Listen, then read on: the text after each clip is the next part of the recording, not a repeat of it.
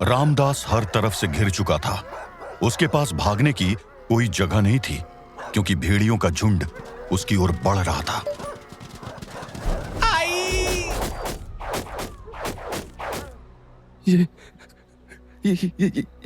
ये क्या हुआ? ये सब कैसे मर गए? डरते हुए कदमों के साथ रामदास एक भेड़िए की ओर बढ़ा।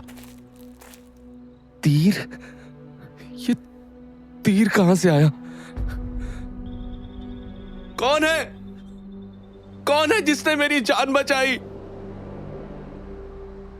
कमाल है, कोई जवाब नहीं। इन भेड़ियों को किसी ने तो मारा है, मगर वो सामने क्यों नहीं आ रहा है? क्या सोचने लगे रामदास? कौन है? तुम मुझे अपना शुभ चिंतक कह सकते हो। पर तुम हो कौन और सामने क्यों नहीं आ रहे हो? मेरा तुम्हारे समक्ष प्रकट होना आवश्यक नहीं है। आवश्यक ये है कि तुम जिस कार्य से इस वन में आए हो वो पूर्ण हो। क्या? मैं कुछ समझा नहीं।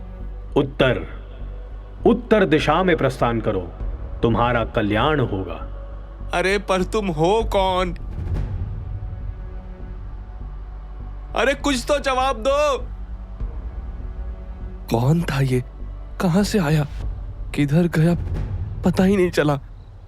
पर जो भी हो, मैं इन भेड़ियों से तो बच गया। चलो अब अनीता मैडम को ढूंढा जाए। क्या कहा था उसने? उत्तर दिशा की ओर जाओ। पर इस जंगल में ये कैसे पता चलेगा कि उत्तर दिशा है किधर? रामदास कुछ देर चुपचाप खड़ा गहरी सोच में डूबा रहा। फिर अचानक उसे कुछ याद आया।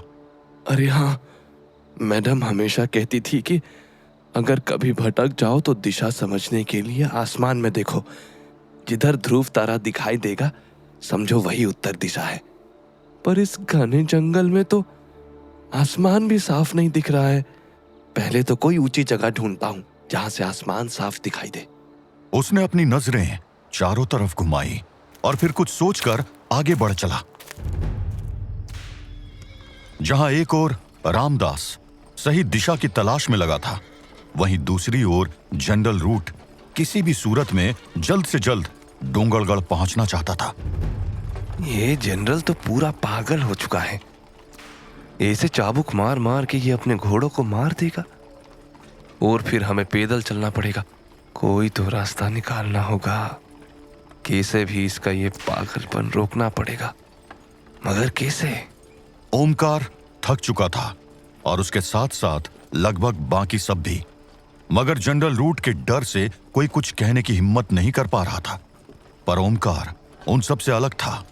लोगों को ठगते ठगते वो बहुत शातिर हो चुका था और उसका खुरापाती दिमाग एक योजना बनाने में लगा हुआ था। अगर मैं किसी तरह थोड़ी भगदड़ मचा दूं तो काम बन जाएगा, मगर मेरे को जो भी करना है रात रहते रहते करना होगा, वरना दिन के उजाले में कुछ भी संभव नहीं होगा। सोच ओमकार, सोच। बिना किसी की नजरों में आए ये काम कैसे? कुछ तो मदद करो प्रभु, कुछ तो। Oh God, where did this wind come from?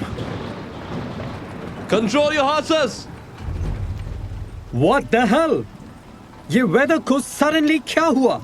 Get the caravan to safety. Sir, the downpour is too heavy. वाह रे प्रभु, क्या समय पर आए हो। ओमकार को जिस मौके की तलाश थी वो उसे मिल गया था। अचानक से साफ आसमान में चमक रहा चंद्रमा बादलों की ओट में छुप गया और तेज हवाओं और बारिश ने पूरे काफिले में अफरा तफरी मचा दी। Corporal, find a shelter. Sir, the wind is getting stronger. Our torches won't stay on for long. मशालें लगभग बुझ चुकी थी और उस आंधी तूफान में कोई ये समझ नहीं पा रहा था कि आखिर कौन कहां है। सब अपने आप को सुरक्षित करने के रास्ते खोज रहे थे, मगर ओमकार की नजर उस गाड़ी पर थी जिसमें राशन था। अगर मैं इस राशन वाली गाड़ी को नुकसान पहुंचा दूं तो आगे बढ़ना मुश्किल हो जाएगा। बिना खाने पीने के तो जनरल रूट भी आगे बढ़ने का खतरा नहीं लेगा, मगर ये काम करूं कैसे? Everyone, we need to find shelter. सब लोग पेड़ों की तरफ मूव करो। Get off the road! I cannot see the trees. Oh no. Down, horsey, down. I said down. Omkar ने चारों तरफ देखा। उस तूफान में उसे बस एक हल्की सी रोशनी नजर आ रही थी। वो तो शायद कोई मसाल है, शायद किसी के हाथ से नीचे गिर गई है। ये मेरे काम आ सकती है, लेकिन मेरे को जो करना होगा जल्दी करना होगा, क्योंकि वो मसाल भी किसी वक्त बुझ सकती है। ओमकार उस अफरा तफरी का फायदा उठाकर घोड़े से उतर गया।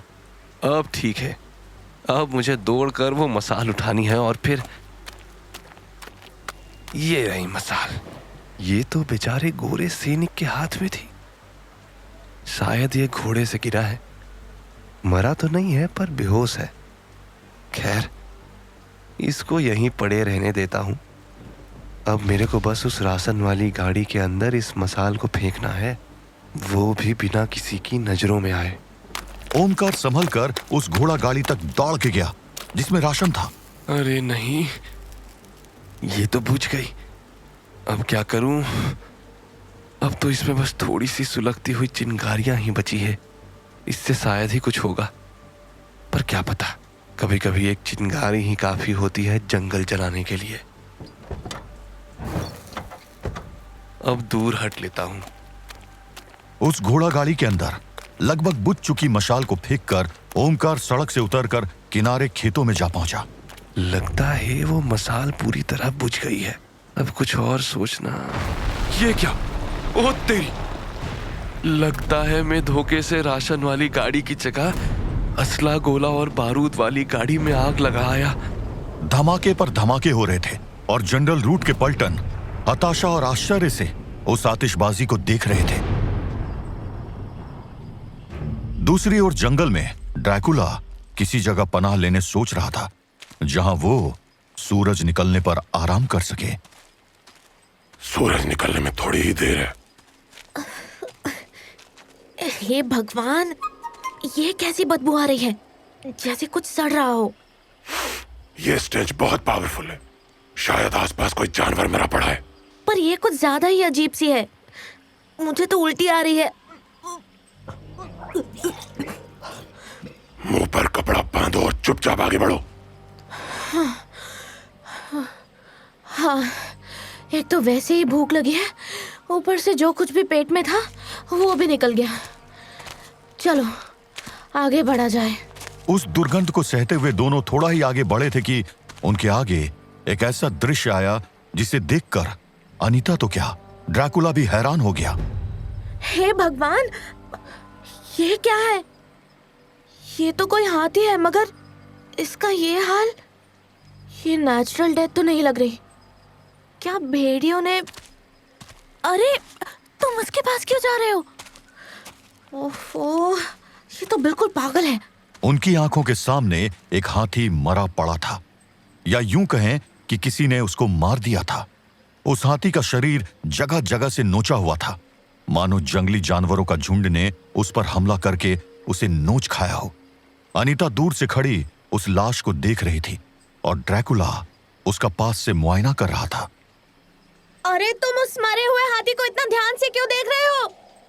चलो यहाँ से, तुम्हारे लिए शेल्टर ढूंढना होगा इससे पहले कि सूरज आसमान पर... ये क्या हुआ?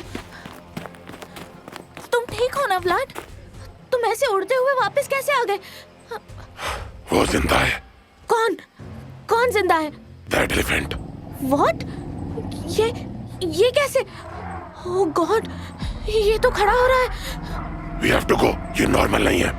बट ये तो मरा हुआ था ना? मुझे नहीं पता ये कैसे हुआ, पर इस समय मैं उससे लड़ने की हालत में नहीं हूँ। सूरज निकलने वाला है। We have to run. Oh god, वो तो हमारी तरफ ही आ रहा है। Let's go. हाँ, लेट्स गो। हे भगवान, अब ये क्या मुसीबत है? दोनों तेजी से भाग रहे थे, मगर वो हाथी उतनी ही तेजी से उनके पास आता जा रहा था। यहाँ से निकलो, वो पास आ रहा है। अगर सीधा भागेंगे तो हमें कुचल देगा। जैसा मैं कहूँ वैसा करो। What? आई नो तुम्हें 400 साल का एक्सपीरियंस है, मगर मैं जंगली जानवरों को शायद तुमसे ज्यादा जानती हूँ। और वैसे भी तुम्हारे यूरोप में हाथी नहीं मिलते। So just do as I say. On my command. Left. Anita के बोलते ही दोनों बाएं मुड़कर दौड़ने लगे और तेजी से भागता हुआ वो हाथी लड़खड़ाकर पेड़ से टकरा गया। देखा? इस तरह भागेंगे तो वो हमारा पीछा नहीं कर पाएगा। सन, ओह नो, सूरज निकलने वाला है।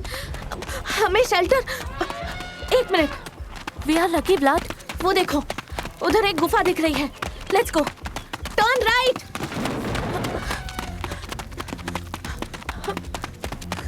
Faster Blad, faster. हम बस पहुंचने वाले हैं। हे भगवान, वो हाथी हमारी तरफ बहुत तेजी से आ रहा है। दौड़ के हम उस गुफा तक नहीं पहुंच पाएंगे। Blood, we have to jump. Jump. Yes, जब मैं कहूँ उस केव के अंदर की ओर जंप करना।